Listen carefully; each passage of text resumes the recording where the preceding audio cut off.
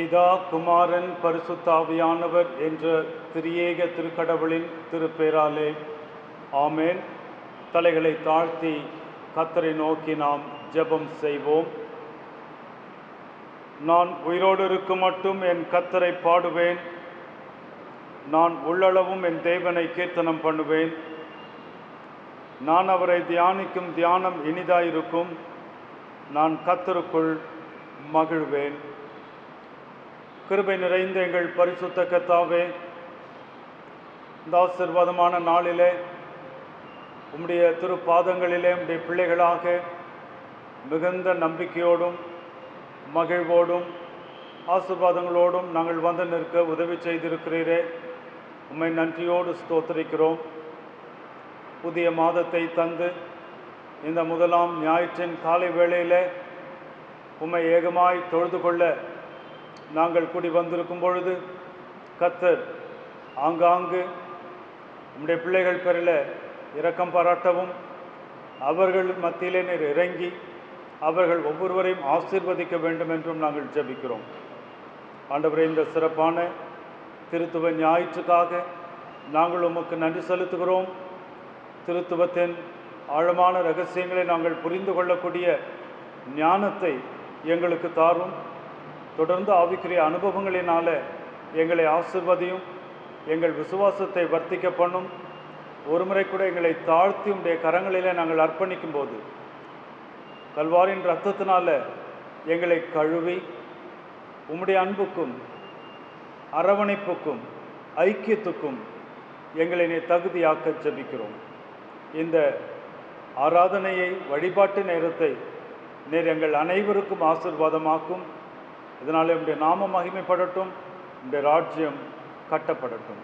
இயேசு இரட்சகர் மூலம் வேண்டிக் கொள்கிறோம் சுவாமி, ஆமேன். திருத்துவ ஞாயிற்றின் காலை ஆராதனைக்கு ஆரம்பமாக ஆண்டவருடைய திருப்பெயர் புகழ்ச்சியடைய நம் அனைவரும் இருந்த இடங்களிலே புதுவாழ்வு பாடல் புத்தகத்திலே 60ஆம் பாடல் சர்வலகாதிபா நமஸ்காரம் என்ற பாடலை முழுமையாக பாடி கர்த்தரை நாம் மகிமைப்படுத்துவோம்.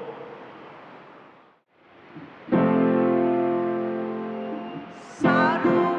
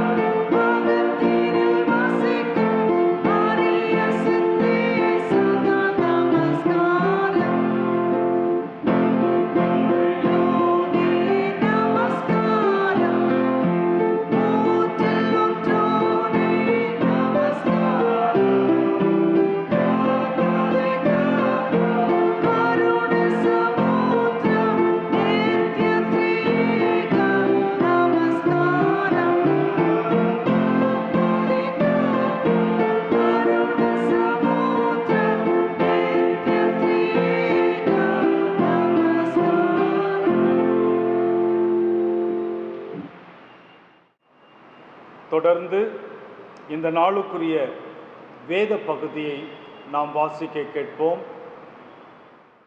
வாசிப்பதற்கென்று தெரிந்து கொள்ளப்பட்ட சுவிசேஷ வேத பாடம் மத்தேயு சுவிசேஷம் 28ஆம் அதிகாரம் வசனங்கள் 16 முதல் 20 அடங்கியுள்ளது. மத்தேயு 28:16 முதல் 20 வரை சுவிசேஷ வேத பாடம். 11 சீஷர்களும் கலிலேயாவிலே இயேசு தங்களுக்கு குறித்திருந்த மலைக்கு போனார்கள். அங்கே அவர்கள் அவரை கண்டு பணிந்து கொண்டார்கள். சிலரோ சந்தேகப்பட்டார்கள். அப்பொழுது இயேசு சமீபத்தில் வந்து அவர்களை நோக்கி, வானத்திலும் பூமியிலும் சகல அதிகாரமும் எனக்கு கொடுக்கப்பட்டிருக்கிறது. ஆகையால் நீங்கள் புறப்பட்டு போய் சகல ஜாதிகளையும் சீஷராக்கி பிதா, குமாரன், பரிசுத்த ஆவியின் நாமத்திலே அவர்களுக்கு ஞானஸ்நானம் கொடுத்து நான் உங்களுக்கு கட்டளையிட்ட யாவையும் அவர்கள் கைக்கொள்ளும்படி அவர்களுக்கு உபதேசம் பண்ணுங்கள். இதோ உலகத்தின் முடிவு பரியந்தம் சகல நாட்களிலும் நான் உங்களுடனே கூட இருக்கிறேன் என்றார். ஆமென். சுவிசேஷ வேத பாடம் வாசித்து முடிந்தாயிற்று. கர்த்தருக்கு மகிமை உண்டாவதாக. ஆமென். நம்முடைய பிதாவாகிய கடவுளிடமிருந்தும் கர்த்தராகிய இயேசு கிறிஸ்துவினிடமிருந்தும் உங்களுக்கு கிருபையும் சமாதானமும் உண்டாவதாக. ஆமென். எனக்கு மிகவும் அருமையான திருச்சபையின் அன்பர்களே, இந்த ஆசீர்வாதமான காலை வேளையிலே உங்கள் அனைவரையும் மீண்டுமாக ஆண்டவருடைய பிரசன்னத்திலிருந்து நான் வாழ்த்துகிறேன், உங்களை ஆசீர்வதிக்கின்றேன். உங்களுக்கு கர்த்தர் அருளுகின்ற மெய் சமாதானம் பரிபூரணமாய் உண்டாவதாக. எல்லா நன்மையும் கிருபையும் கர்த்தர் உங்கள் வாழ்விலே உங்களுக்கு நிறைவாய் கட்டளையிடுவாராக. எனக்கு அருமையான திருச்சபை விசுவாசிகளே, குடும்பங்களே, இந்த காலை வேளையில் நாம் கூடி வந்திருக்கிறோம் ஆண்டவருடைய பாதத்தில். கடந்த ஞாயிற்றுக்கிழமை நாம் கூடி வந்த பொழுது அந்த நாளின் சிறப்பை நான் உங்களோடு பகிர்ந்து கொண்டேன். பரிசுத்த ஆவியானவரின் திருநாள் என்று கடந்த ஞாயிற்றை நாம் அனுசரித்தோம், கொண்டாடினோம். திருச்சபை அந்த நாளிலே பிறந்தது. பரிசுத்த ஆவியானவர் மாம்சமான யாவர் பேரிலும் ஊற்றப்பட்டார். அவர் ஆற்றல் உள்ளவர், அவர் பரிசுத்தமாக்குகிறவர், நம்மை தாங்குகிறவர் என்று நாம் அந்த நாளிலே சிந்தித்தோம். அதை தொடர்ந்து வருகின்ற இந்த ஞாயிற்றுக்கிழமையும் திருச்சபையின் வாழ்விலே, சாட்சியிலே மிக மிக முக்கியமான ஒரு நாள். இந்த நாளை திருச்சபை திருத்துவ ஞாயிறு என்று அழைக்கிறது. ஆங்கிலத்தில் ட்ரினிட்டி சண்டே என்று நாம் இந்த ஞாயிற்றை அழைப்பதுண்டு. முதலாவதாக ஒரு கேள்வியை நம்மில் நாமே எழுப்பிக்கொள்ள நான் உங்களை அழைக்கிறேன். திருத்துவம் என்ற வார்த்தை, ட்ரினிட்டி என்கின்ற வார்த்தை வேதத்தில் எங்காகிலும் காணப்படுகிறதா என்ற கேள்வியை நீங்களே எழுப்பி அதற்கு பதில் தேட நான் உங்களை அன்போடு அழைக்கிறேன். உண்மையாக நாம் வேதத்தை ஆராய்ந்து பார்க்கும்போது திருத்துவம் என்ற வார்த்தை வேதத்தில் எங்கேயுமே காணப்படவில்லை. திருத்துவம் என்ற வார்த்தை வேதத்தில் காணப்படவில்லை. மாறாக திருத்துவ சம்பவங்கள், திருத்துவத்தை நமக்கு விளக்குகின்ற சில வசனங்களை நாம் வேதத்தில் பார்க்கின்றோம். உதாரணத்திற்கு ஆதியாகம புத்தகம் 1 அதிகாரம் 26ஆம் வசனத்தில் நாம் பார்க்கிறோம். பின்பு தேவன் நமது சாயலாகவும் நமது ரூபத்தின்படியையும் மனுஷனை உண்டாக்குவோமாக என்று சொல்லுகிறார். தேவன் ஒருவராய் இருந்தால் அவர் பன்மையில் தன்னை அழைத்திருக்க முடியாது. பன்மையில் நம் கடவுள் இருப்பதனால்தான் நமது என்று தம்மை அவர் அழைத்து கொள்ளுகிறதை பார்க்கிறோம். நமது சாயலாகவும் நமது ரூபத்தின் படியையும் மனுஷனை உண்டாக்குவோமாக என்று கர்த்தர் சொல்லுகிறார்.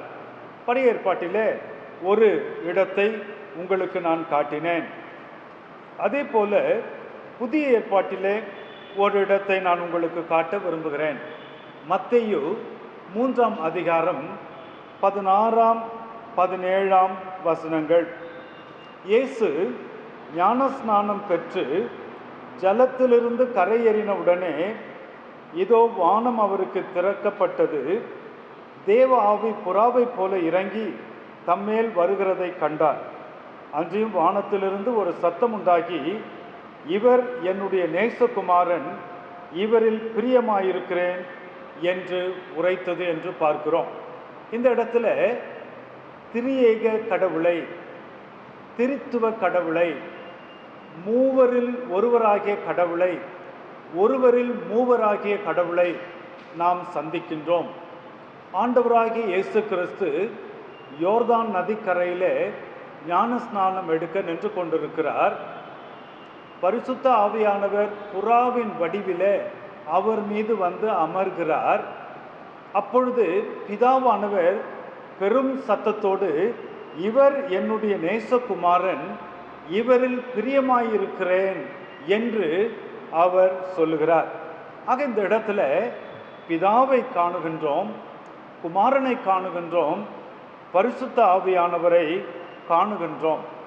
திருத்துவம் என்ற வார்த்தையை நாம் வேதத்தில் காண முடியவில்லையானாலும் திருத்துவ கடவுளின் பிரசன்னத்தை, திருத்துவ கடவுளை விளக்குகின்ற வசனங்களை, சம்பவங்களை நாம் அதிகமாய் வேதத்திலே பல இடங்களிலே நாம் பார்க்கின்றோம்.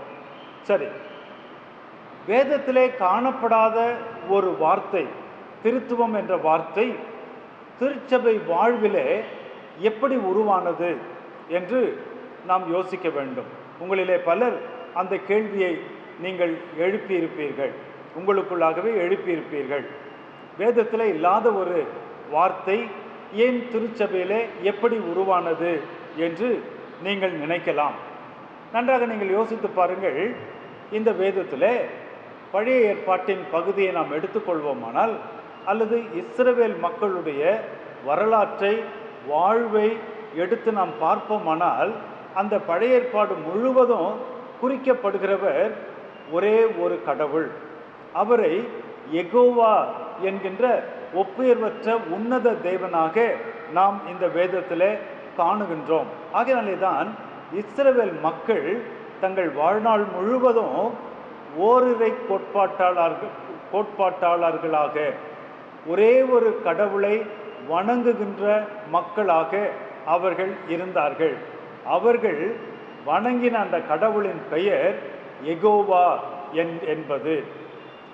ஆனால் அவர்களின் அந்த இஸ்ரவேல் மக்களின் வாழ்க்கையில் இன்றைக்கு சுமார் 2000 ஆண்டுகளுக்கு முன்பாக ஆண்டவராகிய இயேசு கிறிஸ்து தோன்றினார். தோன்றின அவரை அந்த இஸ்ரவேல் மக்கள் வம்சத்திலேயே வந்த யோவான் என்று சொல்லப்படுகிற, அல்லது யோவான் ஸ்நானகன் என்று சொல்லப்படுகிற கடவுளுடைய தீர்க்கன் இந்த ஆண்டவராகிய இயேசு கிறிஸ்துவை பார்த்த மாத்திரத்தில், இதோ தேவ ஆட்டுக்குட்டி, உலகத்தின் பாவத்தை சுமந்து தீர்க்கிற தேவ ஆட்டுக்குட்டி என்று அவரை அறிமுகப்படுத்துகின்றார்.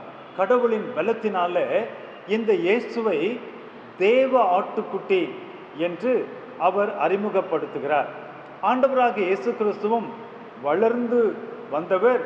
தம்மை 30வது வயதில் ஊழியத்திற்கு அர்ப்பணித்து பிதாவினுடைய திருப்பணி அவர் ஆரம்பித்த பொழுது அவர் சொல்லுகிறார், யோவான் 17ஆம் அதிகாரத்தில், நானும் என் பிதாவும் ஒன்றாயிருக்கிறோம், என்னை கண்டவன் பிதாவை கண்டான் என்று சொல்லுகிறார்.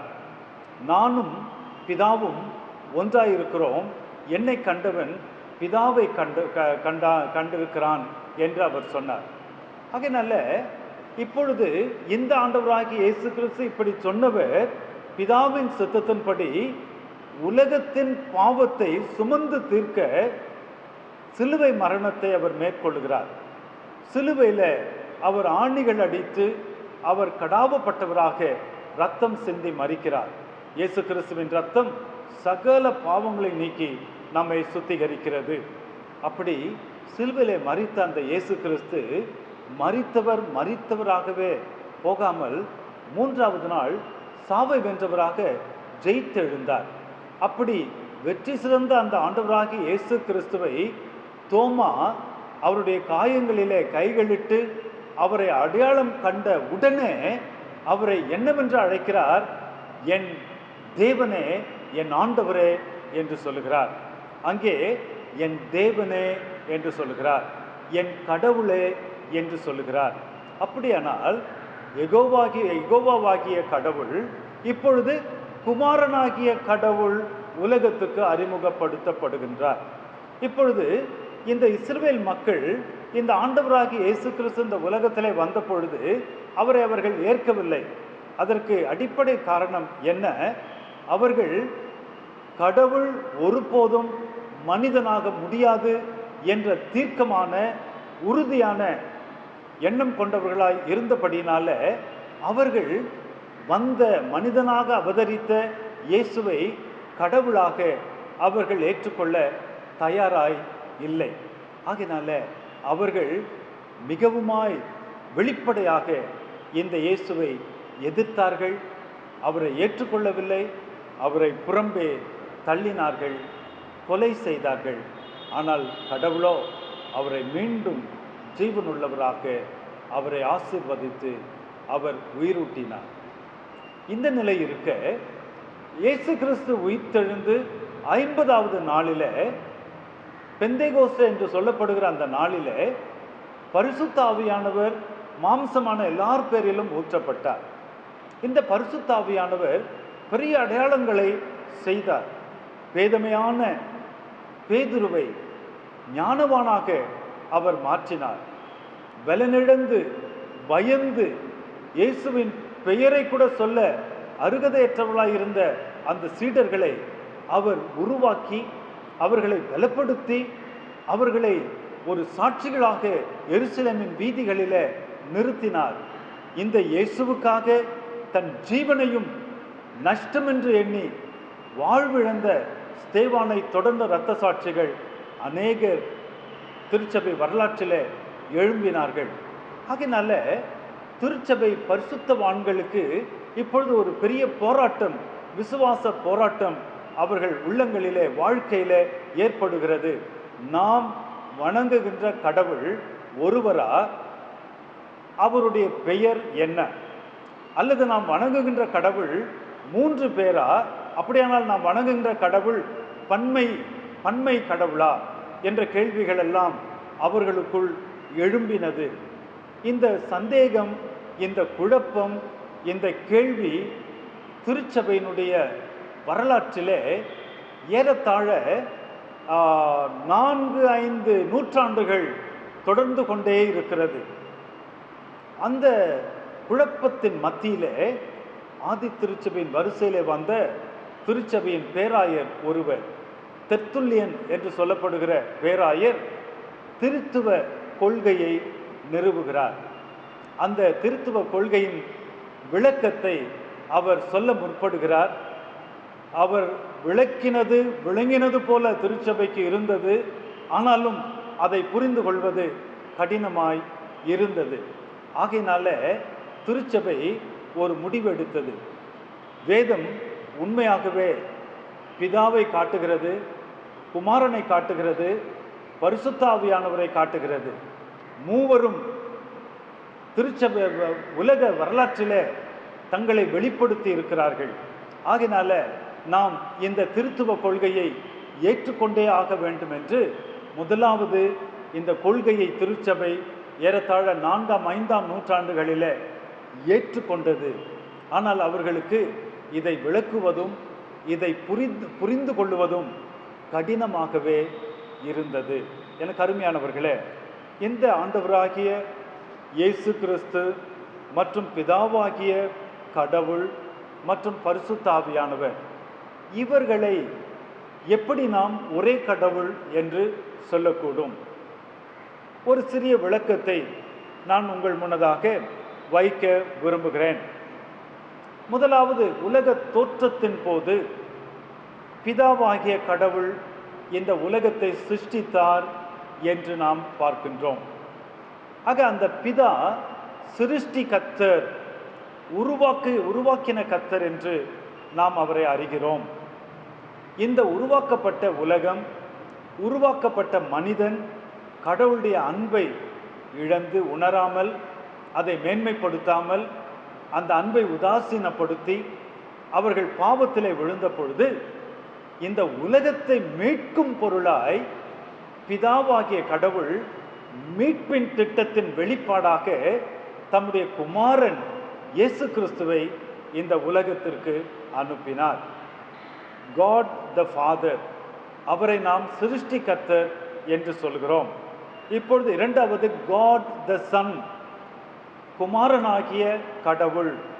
அவர் இந்த உலகத்துக்கு வந்தது உலகத்தின் மக்களை அவர்கள் பாவங்களிலிருந்து மீட்டு ரட்சிப்பதற்காக. ஆகையினால அவர் தம்முடைய குற்றமில்லாத பரிசுத்த இரத்தத்தை சிலுவிலே சிந்தினார், மரித்தார், மூன்றாவது நாள் சாவை வென்றவராக ஜெயித்தெழுந்தார். அவரை நோக்கி பார்க்கிறவர்கள், அவரை விசுவாசிக்கிறவர்கள் ரட்சிக்கப்பட்டார்கள். குமாரனாகிய கடவுள் இரட்சகர். இயேசு கிறிஸ்து உயிர்த்தெழுந்ததற்கு பின்னாலே 50வது நாளிலே ஊற்றப்பட்ட பரிசுத்த ஆவியானவர், காட் த ஹோலி ஸ்பிரிட், அவர் மனிதனுக்கு அபரிமிதமான ஒரு பலத்தை அவர் தந்தார், வல்லமையை தந்தார். கடவுளுக்கு சாட்சி பகரக்கூடிய தைரியத்தை அவர்கள் மத்தியிலே தந்தார்.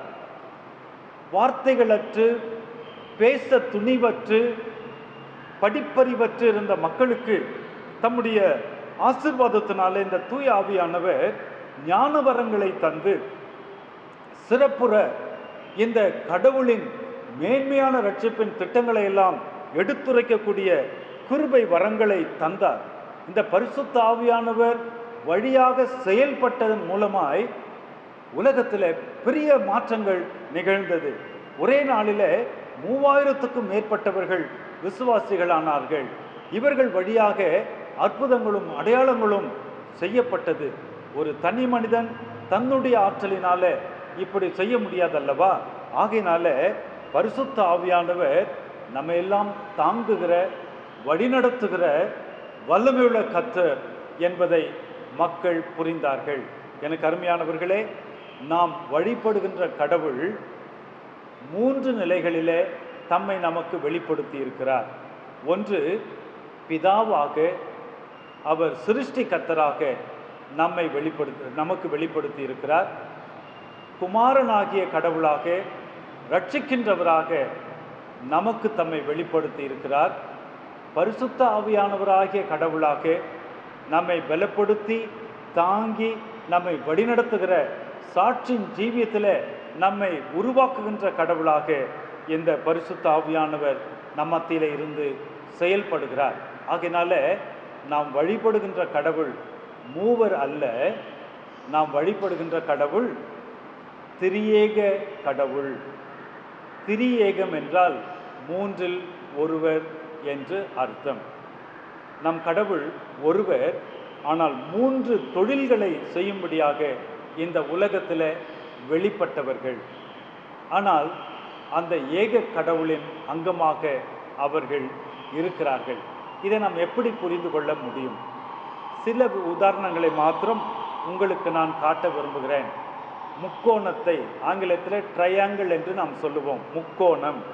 முக்கோணத்துக்கு 3 பக்கங்கள் இருக்கும். 3 பக்கங்கள் இருக்கும். இந்த 3 பக்கங்கள் இருந்தால்தான் அது முக்கோணம். இப்பொழுது ஒரு கோணத்திற்கு பிதா என்றும், மற்றொரு கோணத்திற்கு குமாரன் என்றும், மற்றொரு கோணத்திற்கு பரிசுத்த ஆவி என்றும் நாம் பெயரிடுவோமானால் இந்த முக்கோணம் ஒரே கடவுளாக, ஒரே முக்கோணமாக இது மாறுகிறது. மற்றொரு உதாரணம் தண்ணீர். அது சாதாரண தட்பவெட்ப நிலையிலே தண்ணீராக இருக்கிறது. அது அதிகமான கொதிநிலைக்கு கொண்டு செல்லப்படும் பொழுது அது ஆவியாக மாறுகிறது, நீராவியாக மாறுகிறது. அதே போல -டிகிரிக்கு கொண்டு வரப்படும் பொழுது அது பனிக்கட்டியாக மாறுகிறது. 3ம் வெவ்வேறு நிலைகளிலே காணப்பட்டாலும் அடிப்படையில் இவைகள் தண்ணீர் தான். ஆகையினால எனக்கு அருமையான திருச்சபை விசுவாசிகளே, நாம் இப்படி புரிந்து கொள்ள வேண்டும். தண்ணீர் தேவைப்படும் பொழுது செயல்பாட்டுக்காக நீராவியாக அது மாறுகிறது. குளிர்படுத்தப்படும் பொழுது அது பனிக்கட்டியாக மாறுகிறது. சாதாரண காலநிலையிலே, தட்பவெட்ப நிலையிலே அது தண்ணீராக நமக்கு உபயோகப்படுகிறது. அதே போல தான் நம்முடைய கடவுளும் சிருஷ்டிக்க தம்மை வெளிப்படுத்தும் போது அவர் சிருஷ்டிகர்த்தராகவும், நம்மை மீட்கும்படியாக வெளிப்பட்ட பொழுது மீட்பின் கடவுளாகவும், நம்மை பலப்படுத்தி தாங்கி வழிநடத்த வெளிப்படுத்தப்பட்ட பொழுது அவர் பரிசுத்தாவியானவராகவும் அறியப்படுகின்றார். ஆகையினால நம்முடைய கடவுள் மூவர் அல்ல, அவர் ஏகமான ஒரே கடவுள். ஆனால் 3 நிலைகளிலே 3 தொழில்களின் வழியிலே நமக்கு தம்மை வெளிப்படுத்தினவர். கடைசியாக ஒரு உதாரணத்தை சொல்லுகிறேன். கணக்கில் 1 கூட்டல் 1 கூட்டல் 1 என்று கணக்கிடுவோமானால் 3 என்று வரும். ஆனால் இந்த திருத்துவத்தை கணக்கிட நாம் கூட்டல் அடையாளத்தை போடாமல் பெருக்கல் அடையாளத்தை போடுவோமானால் 1 into 1 into 1 is equal to 1. அதே போல தான் 1 பெருக்கல் 1 பெருக்கல் 1 is equal to 1 என்று வருகிறதே. அதை போல இந்த கடவுள் மூவர் அல்ல, ஒருவர் என்பதை நீங்கள் புரிந்து கொள்ள நான் உங்களை அன்போடு கூட அழைக்கிறேன். சரி, இதை ஏன் நாம் திருத்துவ கடவுளாக இவரை நாம் அறிய வேண்டும் என்ற கேள்வி உங்களுக்கு எழும்பும். எனக்கு அருமையானவர்களே, இன்றைக்கு இந்த வேதத்தின் அடிப்படையில் கொள்கை பேதங்கள் இன்றைக்கு இருந்து கொண்டிருக்கிறதை நாம் அறிகிறோம். கொள்கை பேதங்கள், ஆங்கிலத்தில் ஹெரசி என்று இதை சொல்லுவார்கள். திருச்சபைக்கான கொள்கை உண்டு, அதை திரித்து மாற்றி நாம் புரிந்து கொள்ள முடியாது. இன்றைக்கு யெகோவா கோட்பாளர்கள் இருக்கிறார்கள். யெகோவா கடவுளை மற்றும் அணுகுகிற மக்கள் இன்றைக்கு இருக்கிறார்கள். பரிசுத்தாவியானவருக்கு மட்டும் முக்கியத்துவம் கொடுக்கின்ற திருச்சபைகள் இருக்கின்றன. ஆனால் வேதத்தின் அடிப்படையில் நாம் பரிசுத்தாவியானவருக்கு முக்கியத்துவம் கொடுக்க இயலாது, ஒருவருக்கு மாத்திரம் முக்கியத்துவம் கொடுக்க முடியாது. மூவரும் சமமாய், த கோ ஈக்குவல் என்று ஆங்கிலத்தில் சொல்கிறோமே, அப்படி இணைந்த சமமான நிலையிலே இருந்து நம்மோடு உறவு கொள்கின்ற இந்த கடவுளை ஏற்று நாம் வாழ அழைக்கப்படுகின்றோம். எனக்கு அருமையானவர்களே, திருத்துவம் நமக்கு சொல்லிக் கொடுக்கின்ற பாடங்கள் முக்கியமாக 2. 1 யூனிட்டி, ஒற்றுமை. யோவான் 17:22 இதை ஆசாரிய ஜெபம், இயேசுவின் ஆசாரிய ஜெபம் என்று சொல்வார்கள். Our Lord Jesus priestly prayer. அதில் அவர் சொல்லுகிறார், that they may be one even as we are one. அவர்கள் எல்லாரும் ஒன்றாயிருக்கிறது போல, நாம் ஒன்றாயிருக்கிறது போல அவர்களும் ஒன்றாயிருக்க என்று அவர் ஜெபிக்கிறார். பிதாவே, நாம் ஒன்றாயிருக்கிறது போல இவர்கள் எல்லாரும் ஒன்றாயிருக்க என்று இயேசுவானவர் ஜெபிக்கிறார். நம்ம எல்லாரும் ஒன்றாய் இருக்க வேண்டும் என்று விரும்புகிறார். குடும்பத்தை எடுத்துக்கொள்வோமானால் கணவன், மனைவி, பிள்ளைகள், இவர்கள் ஒற்றுமையோடு ஒரே எண்ணமாக ஏக சிந்தையாக செயல்படுவோமானால் அங்கே சமாதானம் இருக்கும், அங்கே பேரின்பம் இருக்கும், அங்கே நிறைவு இருக்கும், அங்கே ஆசீர்வாதம் இருக்கும். திருச்சபை எடுத்துக்கொள்வோமானால் போதகர், காரிய கமிட்டி, திருச்சபை மக்கள், இந்த 3 நிலையும் இணைந்து செயல்படுமானால் அந்த திருச்சபை ஒரு தேவலோகமாக மாறிவிடும். நம்முடைய பணிஸ்தலம், நம்முடைய மேலதிகாரி, பணிக்கு அழைக்கப்பட்டிருக்கிற நாம், நம்முடைய தொழில்கூடம், பணி செய்கின்ற இடம், இந்த இணைவு ஒப்படைப்பு நம்மில் இருக்குமானால் நம்முடைய பணிகளில் பெரிய ஆசீர்வாதம் நமக்கு கிடைக்கும். ஆகையினால இந்த திருத்துவம் எவனமாக திருத்துவ கடவுள் ஒன்றாய் இருக்கிறார்களோ அதே போல நாமும் குடும்பத்தில், திருச்சபையில், சமூகத்தில் ஒற்றுமையை முன்வைத்து செயல்படுவோமானால் அது ஆசீர்வாதமாக இருக்கும். இந்த உலகம் எழுப்பியிருக்கக்கூடிய பிரிவினை காரியங்கள் நம்மை சேதப்படுத்தாதபடிக்கு ஒற்றுமையை முன்வைத்து முன் செல்ல நாம் அழைக்கப்படுகின்றோம். இரண்டாவது வார்த்தை உக்ரானத்துவம். இந்த திருத்துவம் நமக்கு ஒரு உண்மையான உக்ரானத்துவத்தை நமக்கு காட்டுகிறது. பிதாவாகிய கடவுள் சிருஷ்டிப்பிலே அவர் முயன்று செயல்பட்டு இந்த உலகத்தை, அண்ட சராசரத்தையே அவர் சிறப்பாக சிருஷ்டித்தார். அதே போல குமாரனாகிய கடவுள் அவருடைய பாதை கடின பாதை, வேதனையின் பாதையாக காணப்பட்ட போதும் அந்த சிலுவையை அவர் ஏற்றுக்கொள்ள அவர் தன்னை ஆயத்தப்படுத்தி அதிலே தன்னை ஒப்புவித்தபடியினால இந்த உலகுக்கே, மாந்தர்கள் அனைவருக்கும் மீட்பு கிடைத்தது. பரிசுத்த ஆவியானவர் நம் எல்லார் பேரிலும் பொழியப்பட்டபடியினால நாம் எல்லாரும் கடவுளுக்குள் வெல்லன் கொண்டு அவரால் தாங்கப்பட்டு நாம் வழிநடத்தப்படுகின்ற பொழுது கர்த்தருக்கு மகிமையான சாட்சிகளாய் இந்த உலகத்தில் இருக்கிறோம். எப்படி திருத்துவ கடவுள் ஒன்றாக அவருடைய பொறுப்பை உணர்ந்து செயல்பட்டார்களோ, அதே போல கர்த்தர் நமக்கு தந்திருக்கிற பொறுப்புகளை, உக்ரானத்துவத்தை சிறப்புற செய்ய இந்த பரிசுத்த ஆவியானவர் ஆகிய கடவுள், குமாரனாகிய கடவுள், பிதாவாகிய கடவுள் என்ற திரியேக கடவுள் நமக்கு உதவி செய்ய வேண்டும். இந்த சிறப்பான திருத்துவ ஞாயிற்றிலே மீண்டும் உங்கள் அனைவரையும் நான் வாழ்த்துகின்றேன். இந்த திரியேக திருக்கடவுளின் நாமத்தில் நான் உங்களை ஆசீர்வதித்து கர்த்தருடைய கரங்களில் அர்ப்பணிக்கின்றேன். கர்த்தர் நம்மை தம்முடைய சித்தத்தின்படி இந்த நாட்களிலே வழி நடத்தி நம்மை ஆசீர்வதிப்பாராக. ஆமேன். அன்பானவர்களே, மீண்டுமாக நான் சில அறிவிப்புகளை உங்களுக்கு ஞாபகப்படுத்த விரும்புகிறேன். நாம் இல்லங்களிலே இருந்து கர்த்தரை ஆராதித்து கொண்டு வருகிறோம். நம்முடைய இல்லங்கள் இன்றைக்கு தேவாலயங்களாக மாறி இருக்கிறது. இந்த கொரோனா நமக்கு தந்திருக்கிற ஒரு பெரிய ஆசீர்வாதங்களில் இது ஒன்று என்று நான் நம்புகிறேன். நம் ஆலயத்துக்கு வரும்பொழுது போதகர் மாத்திரமே முன்னின்று எல்லாவற்றையும் செயல்படுத்துகிறத நாம் அதில் பங்கு பெற்றுவிட்டு நாம் சென்று கொண்டிருந்தோம். இப்பொழுது குடும்பங்களிலே நாம் இணைந்து வர, ஒருவர் முன்னின்று நடத்த, மற்றவர் வேதம் வாசிக்க, விளக்கங்களை சொல்ல, ஜெபிக்க என்று அநேக குடும்பங்கள் இப்பொழுது ஒரு திருச்சபையாக செயல்பட்டு கொண்டிருக்கிறதை நான் கேள்வியுற்று கர்த்தரை நான் மகிமைப்படுத்துகின்றேன். கர்த்தர் நம்முடைய ஆவிக்குரிய வாழ்க்கையை தொடர்ந்து வளமாக்க நாம் அத்தகைய ஒப்படைப்பிலே தொடர்ந்து இருக்க நான் உங்களை அழைக்கிறேன். திருச்சபைக்காக ஜெபியுங்கள். திருச்சபையின் கதவுகள் சீக்கிரமாய் திறக்கப்பட வேண்டும். திருச்சபையில் ஏகமாய் வந்து நாம் கர்த்தரை ஐக்கியத்தோடு வழிபட வேண்டும். கர்த்தர் சீக்கிரமாய் அதற்கு வழி திறக்க வேண்டும். அந்த நம்பிக்கை நமக்கு இருக்கிறது. கர்த்தரிடத்தில் நாம் தொடர்ந்து ஜெபிப்போம். திருச்சபையின் திருப்பணிகளெல்லாம் தொடர்ந்து இயன்ற வகையில் செயல்பட்டு கொண்டே இருக்கிறது, செயல்பட ஆரம்பித்திருக்கிறது. கர்த்தருக்கு ஸ்தோத்திரம். நம்முடைய ஞாயிறு பாடசாலை ஆன்லைன் வழியாக, ஊடகத்தின் வழியாக செயல்பட திட்டங்கள் எல்லாம் செயல்படுத்தப்பட்டு அது ஆரம்பிக்கப்படுகிறது. பிள்ளைகள் அதில் நிறைவாய் உங்களை இணைத்து கொள்ள வேண்டும் என்று நான் விரும்புகிறேன். அதே போல் மற்ற ஐக்கிய குழுக்களும் உங்களால் இயன்ற அளவில் இப்படிப்பட்ட தொடர்புகளை ஏற்படுத்திட வேண்டும் என்று நான் அனைவரையும் கேட்டுக்கொள்கின்றேன்.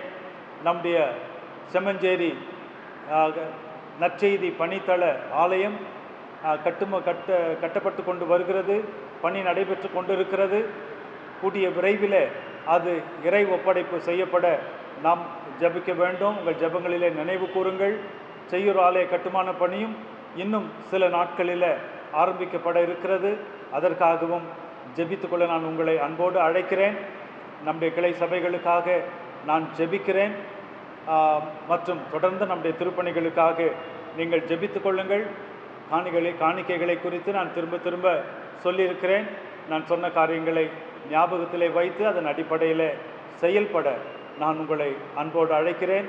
எல்லா நலமும் சுகமும் ஆசீர்வாதமும் பெற்று வாழ்ந்திட கர்த்தர் நமக்கு துணை செய்வாராக. ஆமென். Loving Heavenly Father, thank you, Jesus, for this day. Thank you, Lord, for bringing us safely here to worship you and adore you and to praise you. Father, we commit us into your hands as families, as churches, as individuals, Lord. Father, Help us to really worship you and Father, in day by day in our lives, Father, to do your will, Lord. Thank you, Jesus. Thank you, Father. Thank you for being with us. Thank you for giving us good health. Thank you, Lord, for giving us all our needs and provisions. Thank you, Lord, for this. For in this time, Lord, you helped us as a church to help others.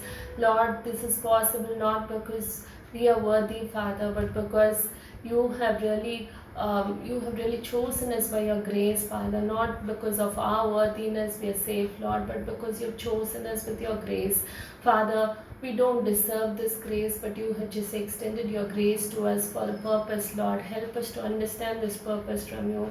Father, we come to you with contrite and humble hearts, Father. Lord, we commit our wrongdoings to you. Father, wherever we have made mistakes, wherever we have lacked in love, wherever we have lacked in forgiveness, and Lord, wherever we have lacked in doing the right thing, Father, we plead with you for forgiveness. Lord, as individuals, as families, as church, Father, we plead with you for your forgiveness, Lord. Wherever we have failed to fulfill your wishes, Lord, and went on to do our own heart's desires, Father, we plead with you to forgive us. Father, give us one more time of your grace that we will come back to this church and joyfully worship you, Lord, joyfully adore you with all our fellow members, Lord, as one body of Christ, in one spirit of Christ, to exalt you as our one head, Lord. Father, we praise you because you have given us this place of worship. Father, you have given us this body of worship. You have fed us with spiritual food. You have given us liberty and freedom to worship you when so many people do not have that, even in our own country, Father. Lord, help us to use these opportunities for your glory, Lord, not our own glory, not to exalt our own name, Father. Lord, we plead with you that you will forgive us, and Father, that these churches will one more time open, Father, and will overflow with your love and forgiveness, and Father, to reach out as arms of Christ, arms and legs of Christ to the people around us, Lord. Help us to do the right thing, Lord. We pray for your wisdom to all authorities of church, our pastors, our committee members, and Father, for all the elders, for all the fellowship leaders, to get wisdom from you, Father, to do your desires, to do your will, Father, so that they'll be able to shepherd those who are under them with your care and love, Lord. Father, we thank you because you are filling them with your knowledge, Lord. We pray for every member of this church that they will be filled with your spirit, the spirit of love and forgiveness, so that we will love and forgive each other and be in oneness, Father, and in oneness worship your name, Lord. Father, we pray for all the churches in Chennai, Lord, that we will not be in hate towards each other, but will love each other, Lord, as one Christian body, because your Christ is the only head. We are we are the body of Christ, Father. Help us to remember this at all times, Father. Even now, we thank you for enabling us as a church to help others, Father. Even though we don't deserve this, you have just enabled us, Lord. Thank you, Father. Still more, if there is need, Father, help us to extend our arms. Father, wherever there is need, show us, so that we will do the right thing, and Father, according to your desire, so that we can glorify your name. Father, we also pray for all the migrant workers who are sleeping in pavements, who don't have enough food, and Father, who are not able to reach to their families, the people who have lost their loved ones in travel, in the hot sun, Father, because of inadequate provisions. Lord, we plead with you. We don't deserve anything higher than them, but you have just given us grace. We plead with you for your grace for all these people, Lord. You, Jesus Christ, you died for them. You died for all of them, Lord. Lord, we pray that your love will be extended to them by the people around them. Father, that every one of them will be taken care. The government, the authorities will have your wisdom to do the right thing for them, to do the needful, Lord. Lord, we pray that all the people will be provided for, Father. And Lord, we also pray for the sick and the hurting, especially those who have lost their loved ones during this lockdown times due to corona or even of other diseases, Lord. Father, we pray for their comfort. Lord, you are the Lord of comfort. You are the Lord of hope. Lord, give your comfort to them, Father. Father, we just plead with you for people who do not know you. Father, we pray that for their salvation, Lord, you died for everyone, Lord, everyone on this earth, and it is your will that nobody shall perish. Father, we pray for the salvation of people around us. Father, we pray that we will be able to tell the others about your love, Father. And Lord, we pray that today, as we have come together to worship you as a church, Father, we pray that one more time we will gather up in our church campuses in full strength as the church gets to overflow, Lord. And Father, more than that, let us overflow with your love, Father, for the people around us, for yourself. Father, help us to be filled with your love. Help us to experience love, your love in fullness within us, so that we'll be able to love others. And Lord, we thank you because you have one more time you will enable us to come and exalt your name, Father. Thank you, Jesus. Thank you, Lord. Thank you for being with us at this time. We commit this day into your hands. We commit every member of this church into your hands, especially the pastor and family and all the elders of the church and all the people who take care of the church. Father, fill them with your wisdom and all the provisions that they need, all the leading that they need from you, Father. Lord, we commit all of us into your care and protection.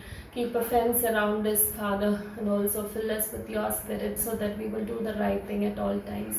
In Jesus' name we pray with thanksgiving. Amen. நிறைவு பாடலாக நாம் புதுவாழ்வு பாடல் புத்தகத்திலே 70ஆம் பாடல் உம்மை துதிக்கிறோம் யாவுக்கும் வல்ல பிதாவே என்ற பாடலை நாம் பாடுவோம்.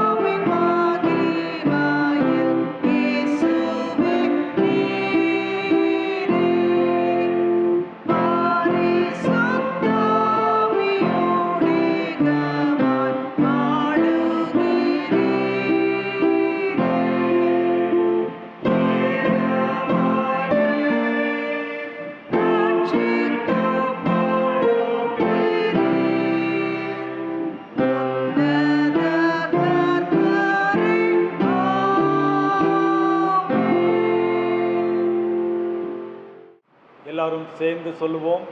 என் ஆத்துமாவே கர்த்தரை ஸ்தோத்திரி, என் முழுமே பசு நாமத்தை ஸ்தோத்திரி. என் ஆத்துமாவே கர்த்தரை ஸ்தோத்திரி, அவர் செய்த சகல உபகாரங்களையும் மறவாதே. ஆமேன். கர்த்தருடைய கிருபைக்கும் பராமரிப்புக்கும் பாதுகாப்புக்கும் ஆசீர்வாதத்துக்கும் உங்கள் அனைவரையும் அர்ப்பணிக்கின்றோம். பிதா, குமாரன், பரிசுத்தாவியானவராகிய திரியேக திருக்கடவுளின் அன்பும் அருளும் ஐக்கியமும் ஆசீர்வாதமும் உங்கள் அனைவரோடும் நம் திருச்சபையோடும் திருச்சபை திருப்பணிவிடைகளோடும் சதா காலங்களிலும் நீடித்து நிலைத்து நிற்பதாக. ஆமேன். முடிவு பாடல். கர்த்தர் உங்களோடு இருப்பாராக, அவர் உமது ஆவியோடும் இருப்பாராக. சமாதானத்தோடு தொடர்ந்து கர்த்தருக்குள் வாழ்வோம். கர்த்தருடைய நாமத்தினாலே ஆமென்.